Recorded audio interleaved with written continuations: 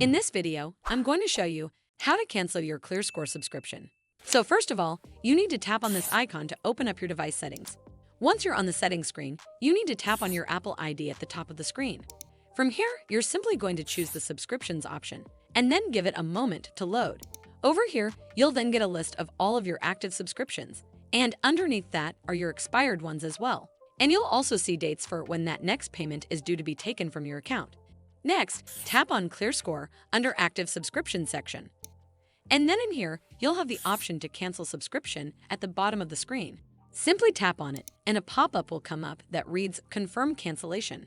Then hit Confirm, and you'll not be charged anymore.